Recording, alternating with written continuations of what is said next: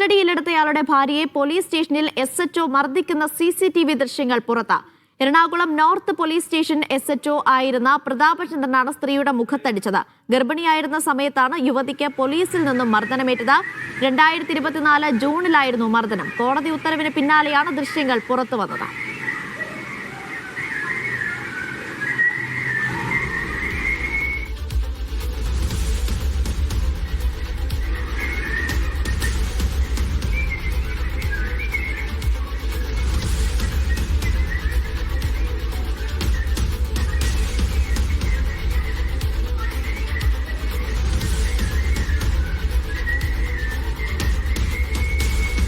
മുസിന വിവരങ്ങൾ നൽകാൻ അയച്ചിരുന്നു. മുസിന, ഏറെ ഞെട്ടിക്കുന്ന ദൃശ്യങ്ങളാണ് പുറത്തു വന്നിരിക്കുന്നത്. അതിനപ്പുറം ഇതൊരു പോലീസ് സ്റ്റേഷനിലാണ് ഈ സംഭവം നടന്നിരിക്കുന്നത്. എന്തായിരുന്നു അന്ന് സംഭവിച്ചത്? ഈ സംഭവവുമായി ബന്ധപ്പെട്ട് വരുന്ന വിവരങ്ങൾ എങ്ങനെ? കഴിഞ്ഞ വർഷം ജൂൺ 20-നായിരുന്നു കേസിനാസ്പദമായ സംഭവം. അതായത് പോലീസ് പൊതുസ്ഥലത്ത് വെച്ച് രണ്ടുപേരെ മർദ്ദിക്കുന്നത് ഈ ആരോപണം ഉന്നയിച്ച യുവതിയുടെ ഭർത്താവ് ഫോണിൽ പകർത്തിയിരുന്നു. മഫ്റ്റിയിലെത്തിയ പോലീസ് ആ ദൃശ്യങ്ങൾ പകർത്തിയ ഈ യുവതിയുടെ ഭർത്താവ് കസ്റ്റഡിയിലെടുത്ത് സ്റ്റേഷനിലേക്ക് കൊണ്ടുവരികയും ചെയ്തു. ഇതിന് പിന്നാലെയാണ് ഈ യുവതി സ്റ്റേഷനിലെത്തിയത്. പിന്നാലെ CA പ്രതാപചന്ദ്രൻ അവിടെ എത്തുകയും ഇത്തരത്തിൽ യുവതിയുമായും അതുപോലെ തന്നെ ഈ ഭർത്താവുമായി തർക്കിക്കുകയും ഈ സ്ത്രീയെ ആദ്യം നെഞ്ചിൽ പിടിച്ചു തള്ളുന്നത് ദൃശ്യങ്ങളിൽ വ്യക്തമാണ്. അതിനുശേഷം ആ യുവതി പോലീസിനെ തള്ളുന്നുണ്ട്. പക്ഷേ ഉടൻ തന്നെ CA പ്രതാപചന്ദ്രൻ ഈ സ്ത്രീയുടെ മുഖത്തടിക്കുന്ന ദൃശ്യമാണ് ഇപ്പോൾ പുറത്തു വന്നിരിക്കുന്നത്. ഏകദേശം ഒരു വർഷത്തെ നിയമ പോരാട്ടത്തിനൊടുവിലാണ് ദൃശ്യങ്ങൾ ഹൈക്കോടതി വഴിയാണ് ഈ പരാതിക്കാരിക്ക് ലഭിച്ചത്. അന്ന് പോലീസ് പറഞ്ഞിരുന്നത് പോലീസിനെ ആക്രമിച്ചു എന്നുള്ളൊരു കുറ്റം ചുമത്തിയിരുന്നു ഈ ഭർത്താവിനെതിരെ.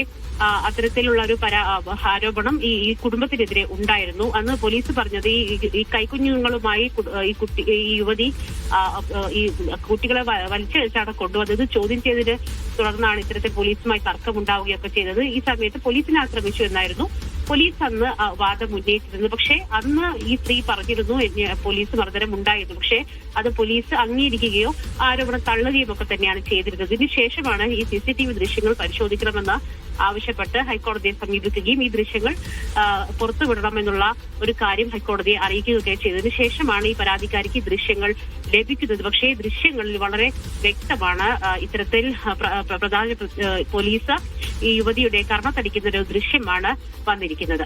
അനീഷ, മുസിന, ഈ ഭർത്താവിനെതിരെ എന്തിനായിരുന്നു കേസെടുത്തത്? അവരെ എന്തിനായിരുന്നു പോലീസ് സ്റ്റേഷനിലേക്ക് കൊണ്ടുവന്നത് അന്ന്?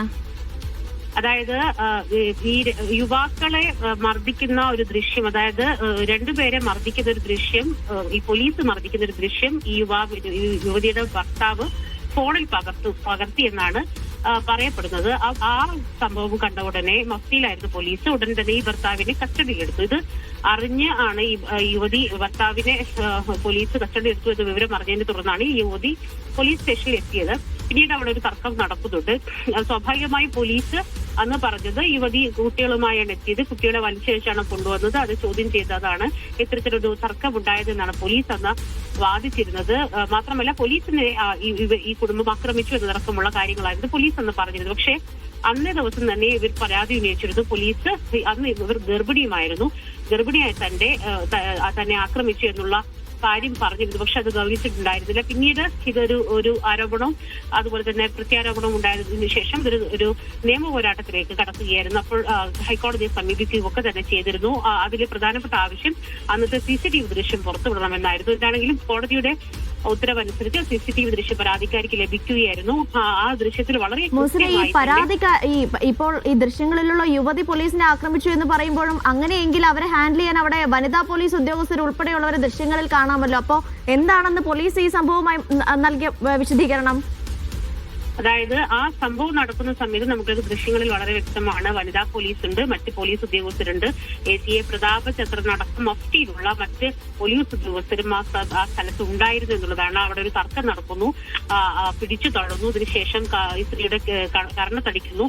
അതുപോലെ തന്നെ ആ യുവതിയുടെ ഭർത്താവിനെ തലയ്ക്ക് പുറകിൽ തള്ളി പുറത്തേക്ക് മാറ്റാനുള്ള ശ്രമം നടക്കും. ഇതാണ് ആ ദൃശ്യങ്ങളിൽ നമുക്ക് വ്യക്തമാകുന്നതിന് ശേഷം 5 ദിവസത്തോളം ഈ യുവതിയുടെ ഭർത്താവിനെ കസ്റ്റഡിയിലെടുത്തു എന്നതടക്കമുള്ള കാര്യങ്ങൾ യുവതി പറയുന്നുണ്ട്. എന്താണെങ്കിലും അധികം വൈകാതെ തന്നെ യുവതിയുടെ പ്രതികരണം നമുക്ക് ലഭ്യമാകുമെന്ന് തന്നെയാണ് മനസ്സിലാക്കുന്നത്. പക്ഷെ ആ സംഭവത്തിന് ശേഷം ഇത്തരത്തിൽ ആരോപണം ഉയർന്നപ്പോൾ പോലീസിനെ മർദ്ദിച്ചു എന്ന രീതിയിലായിരുന്നു ഒരു കേസ് മുന്നോട്ട് പോയിരുന്നത്. പക്ഷെ ഹൈക്കോടതിയിൽ ഇടപെടലിലൂടെയാണ് ഇത്തരത്തിൽ ഇതിനകത്ത് എന്താണെന്ന് നടന്നതെന്നടക്കമുള്ള കാര്യങ്ങളിൽ ആ CCTV ദൃശ്യങ്ങൾ കൈമാറണം അല്ലെങ്കിൽ അത് പരിശോധിക്കണം എന്നുള്ള കാര്യം ഈ പരാതിക്കാരി ഉന്നയിച്ചത്. അങ്ങനെ ഏകദേശം 1 വർഷത്തെ നിയമ പോരാട്ടത്തിനൊടുവിലാണ് ഇപ്പോൾ അന്നത്തെ എറണാകുളം മൂസിന അന്ന് ഈ യുവതി പരാതി നൽകിയിരുന്നോ? ഇത്തരത്തിൽ പോലീസ് സ്റ്റേഷനിൽ ഇത്തരം മർദ്ദനത്തിനിരയായെന്ന വിഷയം ഉന്നയിച്ചുകൊണ്ട് പരാതി നൽകിയിരുന്നോ?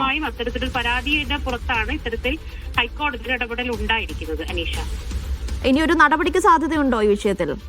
സ്വാഭാവികമായും എന്താണെങ്കിലും കൊച്ചി സിറ്റി പോലീസ് കമ്മീഷണറുടെ അടക്കമുള്ള പ്രതികരണങ്ങൾ നമുക്ക് വൈകാതെ ലഭ്യമാകും. പോലീസ് തലത്തിൽ തന്നെ ഇതിന്റെ പരിശോധനയും സ്വാഭാവികമായും ഏതെങ്കിലും തരത്തിലുള്ള വകുപ്പ് തല നടപടിക്കുള്ള ശുപാർശയും ഒക്കെ തന്നെ വരാനുള്ള സാധ്യതയുണ്ട്. കാരണം അത് ദൃശ്യങ്ങളിൽ വളരെ വ്യക്തമാണ്. ഗർഭിണിയായ ഒരു സ്ത്രീയാണ്. എന്ത് തരത്തിലുള്ള പ്രകോപനം ഉണ്ടായാൽ പോലും ഇത്തരത്തിൽ വനിതാ പോലീസ് ഹാൻഡിൽ ചെയ്യേണ്ട ഒരു കാര്യത്തിൽ വളരെ ഉത്തരവാദിത്തപ്പെട്ട SHO ഈ പറയുന്ന സ്ത്രീയെ കർണത്തടിക്കുക, നെഞ്ചത്ത് തള്ളുക എന്നുള്ള കാര്യങ്ങളൊക്കെ ദൃശ്യങ്ങളിൽ വ്യക്തമാണ്. സ്വാഭാവികമായിട്ടും ഇത്തരം നടപടികൾ അവിടെ നടന്ന സ്ഥിതിക്ക് ഏതെങ്കിലും രീതിയിലുള്ള ആക്ഷൻ എടുക്കാനുള്ള സാധ്യതയുണ്ട്. അതെന്താണ് എന്നുള്ളത് നമുക്ക് കാത്തിരുന്ന് കാണേണ്ടി വരും.